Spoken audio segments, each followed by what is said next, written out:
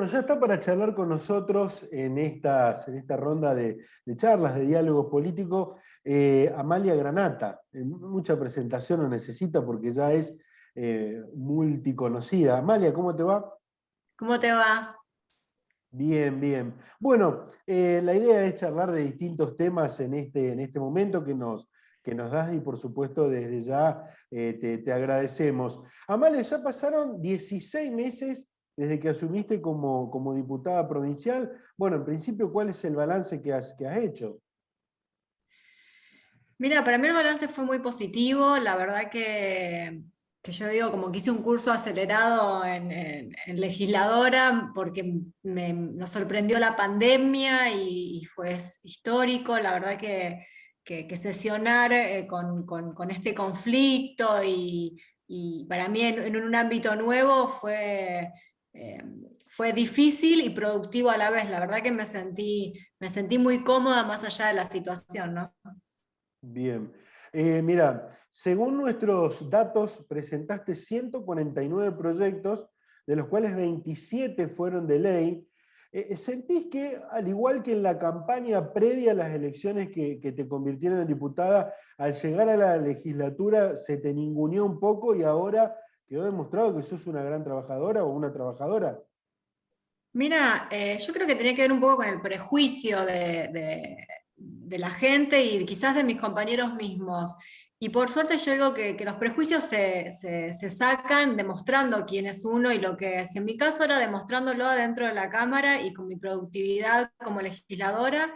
Y la verdad que mis compañeros lo vieron y a todos se les fue ese prejuicio y hoy soy una par y lo siento así. De hecho, ellos mismos me lo han dicho y me lo han reconocido, no solo la cantidad de los proyectos, sino la calidad de los proyectos, porque como yo digo, puedes ingresar miles de proyectos y no son de calidad. Y lo que han visto mis compañeros es, más allá del número, la calidad y las ganas que le pongo a esto.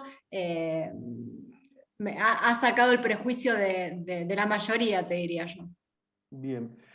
Para recordar un poco, ¿nos puedes contar por qué hubo una fragmentación en ese grupo que dio la sorpresa en las elecciones? Esa fragmentación de 6 diputados que de alguna manera ingresaron a la Cámara con la idea de lo pro vida.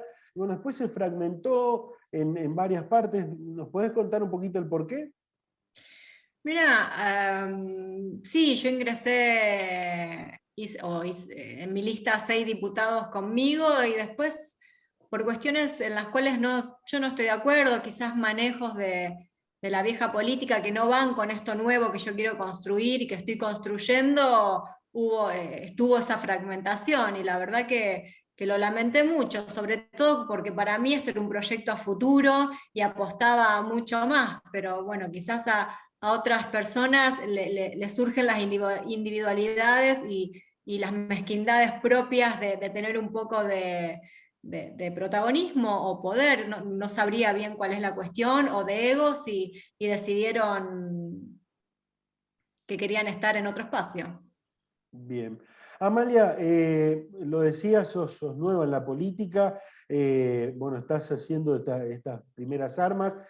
¿Cómo se vive desde adentro, desde la legislatura santafesina, esta grieta política de Santa Fe? Porque ya te voy a preguntar por la nacional, pero la grieta política que tenemos en Santa Fe entre el gobierno actual y el grupo mayoritario o la oposición mayoritaria del Frente Progresista. Mira, yo creo que siempre es una cuestión política, por lo menos vos decís lo que pasa en la legislatura dentro del recinto. Sí, sí, sí, sí. Y queda ahí en los debates y esa grieta no, por lo menos la he visto poco fuera. De hecho, hoy tenemos a un compañero, a Miguel, en una situación delicada y lo hemos manifestado, por lo que he visto, todos sus compañeros, aunque sean parte de la grieta del otro lado, el apoyo y las fuerzas para que se recupere, y así ha sido con todos. Me parece que la grieta es más debate político ahí adentro que después en el afuera. Bien. Me gustaría que me des tu opinión de cómo ves al gobierno de Omar Perotti. Siento como que llevan 16 meses, dijiste, ¿no? De gestión, y como que todavía no arranca, no puso primera. Me parece que también se notó en los cambios que hizo con su gabinete, en la falta de comunicación con su propia gente. Y le pasaba a compañeros míos en la legislatura que son obviamente del oficialismo, ejemplo con el tema del ministro de Seguridad. Había cuestiones que hasta a ellos mismos les costaba defender o salir a justificar de alguien de su propio espacio. Entonces siento como que también pasa un poco a nivel nacional, cuando se hacen estas coaliciones o esta agrupación que se hizo de diferentes peronismos, después es muy difícil gobernar. Le pasa, entiendo, a Omar Perotti como le pasa a Alberto Fernández, porque tienen un montón de frentes al haberse aliado a algo tan grande que las internas son más a veces justamente dada la redundancia, internas que de afuera. Y Omar Perotti siento que le pasa un poco lo mismo. Entonces eso se ve desde afuera y se ve en su gestión. Ujú. De la gestión de Alberto Fernández fuiste muy crítica, te hemos escuchado, y aquellos que venimos siguiendo la política y sus actores, ha sido muy crítica. Sí, lo sigo siendo. Me parece que han utilizado a la pandemia como una herramienta política, como yo digo, se han enamorado de la pandemia para poder gobernar, porque no tenían un plan y tampoco lo tienen con la pandemia, más allá de su enamoramiento o su utilización política. Hoy siento que todo lo que hacen es pelearse con la ciudad de Buenos Aires y no escuchar los reclamos verdaderos y genuinos de la gente, no ver la realidad de la gente, porque si vos conocés la realidad o si te interesa mejorarle la calidad de vida a la gente que tan mal la pasó en la pandemia, no te estás peleando con la reta en la ciudad y no tomás las medidas antipáticas que están tomando. Medidas que además ya fracasaron, porque son las medidas que tomaron el año pasado y que fracasaron. Entonces las volvés a tomar y volvés a poner a la gente en una situación crítica, emocional y económicamente, cuando ya fue un fracaso evidente. Bien, y si te llamaran y te preguntarían, desde el gobierno nacional hablo, ¿no? Amalia, ¿qué medidas tomarías o qué consejo o cuál es tu punto de vista en cuanto a lo que habría que hacer? ¿Qué le aportarías? Bueno, la primera medida saldría a hablar con todos los laboratorios posibles para traer las vacunas. No negociaría con uno solo, como pasó en su momento, que es con la vacuna rusa. Saldría a tocar todas las puertas y a mandar a mis embajadores, que para eso están en los diferentes países que tienen vacunas para dar, y ver cómo hago para traer más vacunas y tener vacunada a toda la población. Esa creo que sería como una medida más urgente, sin ver de qué cuadro político es el país que tiene las vacunas. Pondría mucha más inspección en las escuelas, en la calle, en los bares, en los restaurantes, en los supermercados, sacaría todo el personal que tengo del Estado a controlar que la gente cumpla con los protocolos de la pandemia, pero me parece que cerrar. ¿Por qué va a pagar un restaurante el costo de que una cervecería tenga a toda la gente amuchada si ese restaurante sigue los protocolos y actúa como el presidente dice que hay que actuar en la pandemia? ¿Por qué le corto el trabajo a ese señor que necesita llevar el pan a su casa porque otro está haciendo las cosas mal? O porque haya fiestas clandestinas, voy a cerrar la circulación de la noche cuando a la noche hay gente que también está trabajando para llevar la comida a su casa. Me parece que las medidas, la fácil es cerrar. Y te lo dicen desde un lugar de confort, de cobrar un sueldo del 1 al 5 sin ningún tipo de problemas. Eso es porque no entienden a la actividad privada que está ahogada. Te la tiran la fase 1 o los cierres desde la comodidad absoluta y no desde la realidad de la gente. ¿Te han planteado mucho el después de la pandemia, las consecuencias, sobre todo en lo económico? Y la gente está preocupada, sobre todo si tiene que volver a cerrar porque ya no sabe cómo reinventarse. Porque el año pasado, bueno, se cerró, la gente sacó créditos, pidió plata prestada a amigos y pudo como soportar esa presión y reinventarse. Pero si se vuelve a cerrar, o ya muchos están cerrando, ya la gente no sabe a quién pedirle ayuda, a quién pedirle un crédito, porque tienen además una deuda del año pasado. Entonces es bastante preocupante la situación si su único plan son las restricciones y cerrar. Bien. Dijimos antes en la entrevista que, bueno, íbamos a ir tocando distintos temas. Hubo un tema que te tuvo como protagonista de cerca, como lo fue el aborto, el tema del aborto, en tu caso el antiaborto o el cuidado de las dos vidas. ¿Cómo se continúa trabajando con la ley del aborto legal ya sancionada en el tema? ¿Cómo se puede continuar trabajando?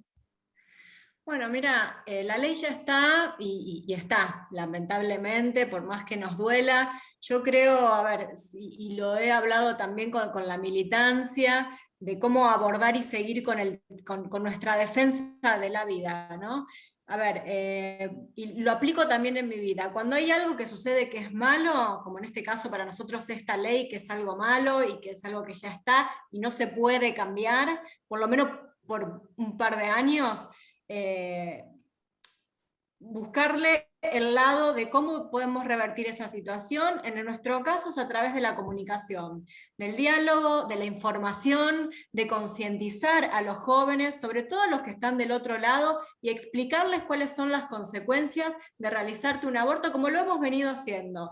Hablar con los adolescentes, seguir llevando esta información y esta comunicación o a las escuelas o a los grupos de chicos más chicos o a mujeres que piensan del otro lado, del pañuelo verde, tratar de que entren en razón, y yo creo que la información es la mejor herramienta para tomar una decisión correcta. Entonces, si tienen la información correcta de lo que es un aborto, y mostrarles también que el aborto legal mata, porque hace 2 semanas murió, mirá qué paradoja, ¿no? Una ferviente militante, que era funcionaria, que era militante del radicalismo en Mendoza, y fue militante del aborto, y se fue a hacer un aborto legal y murió. Ella y su bebé, claramente.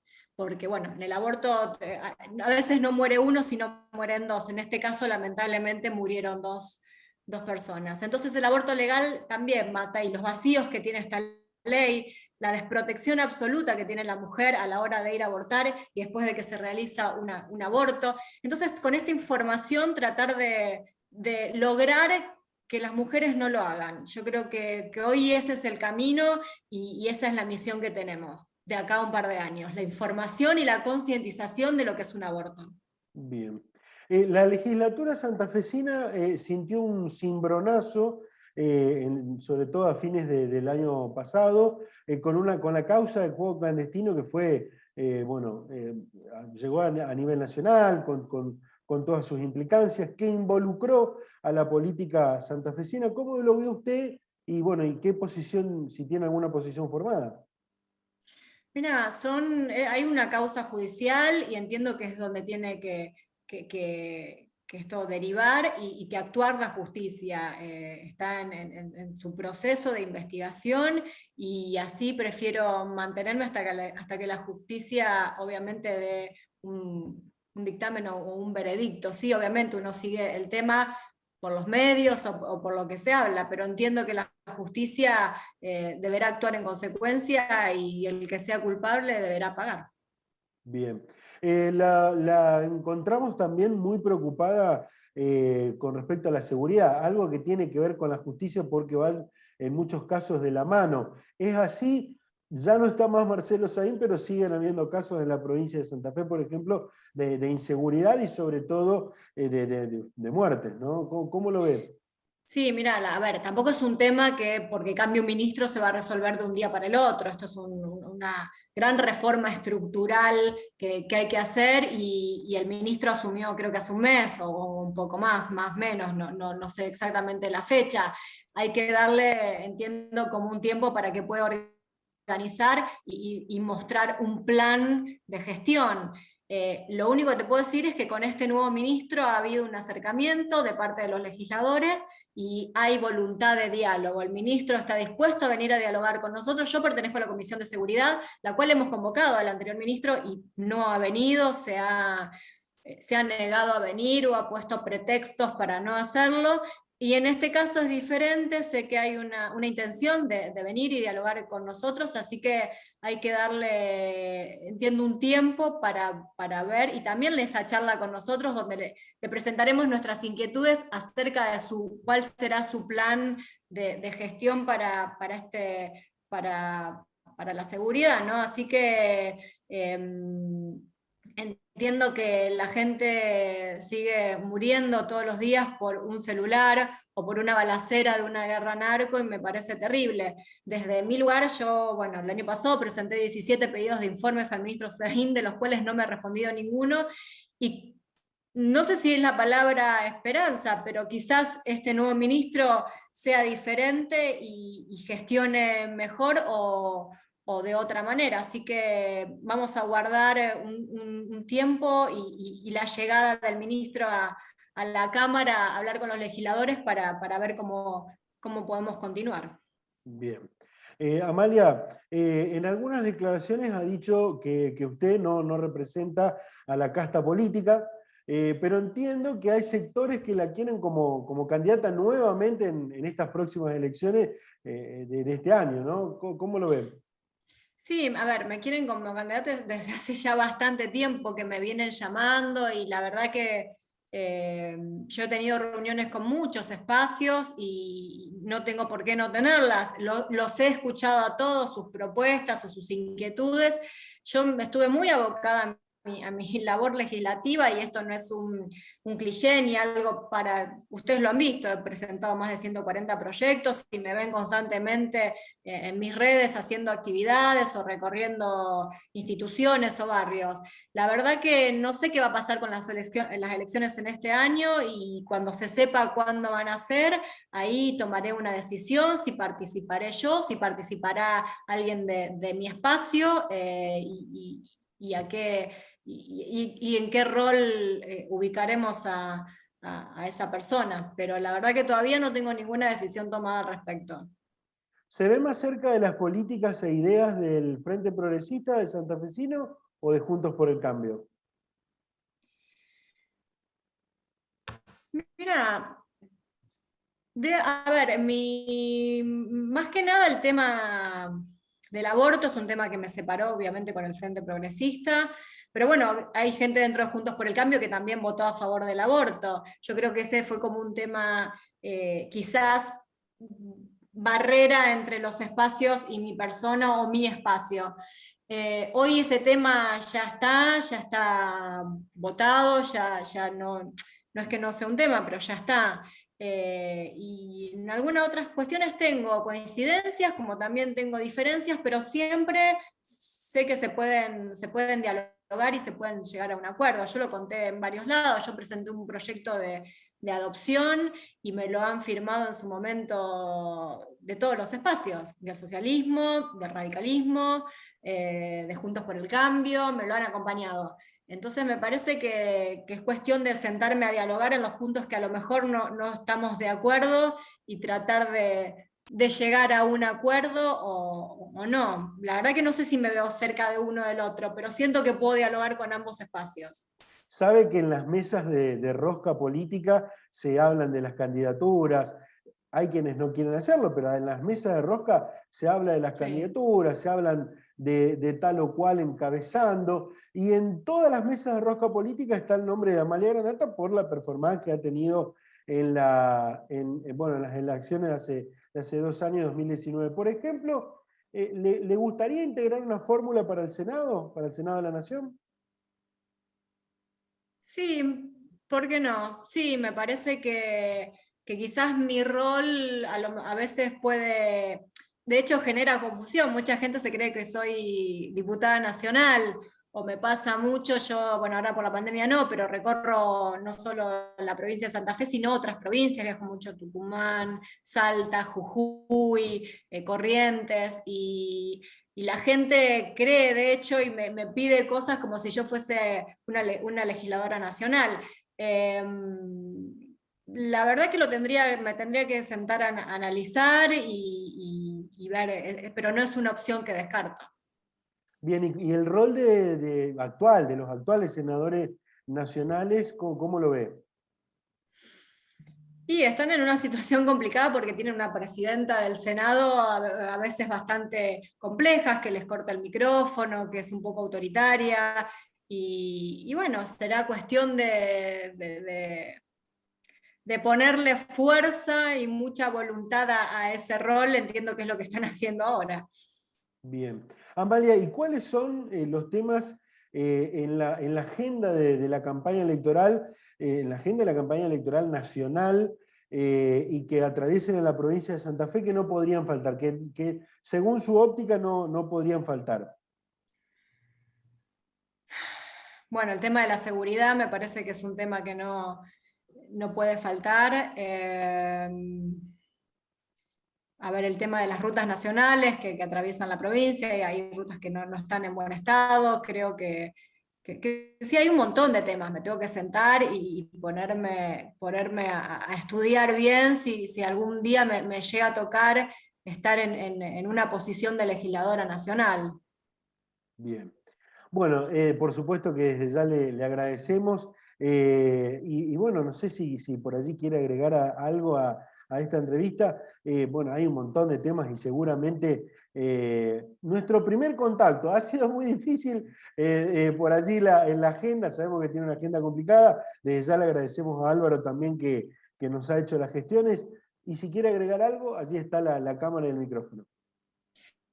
No, mira, más que agregar, decirle a la gente que nosotros tenemos una página de Facebook y que si tienen alguna inquietud sobre nuestro espacio o quieren acercar algún proyecto, porque me ha pasado que mucha gente nos acerca a sus proyectos y lo podemos ver y transformar e ingresar a la legislatura, que lo hagan, que estamos abiertos obviamente a escuchar a todos y a recibir a todos. Así que creo que esa es mi mejor manera de poder destacarme como legisladora, atendiendo los reclamos de la gente y trasladándolo a mi labor, que es hacer proyectos y presentarlos. Hoy, bueno, la semana pasada tuve la satisfacción de visitar varias instituciones en la ciudad de Santa Fe, y ya no solo ir a visitarlos como cuando hacían campaña, sino ir a visitarlos con proyectos ya ingresados que tenían que ver con la actividad de cada institución. Así que se metan en Facebook, que nos escriban y bueno, ojalá podamos ayudar a todos los que nos solicitan.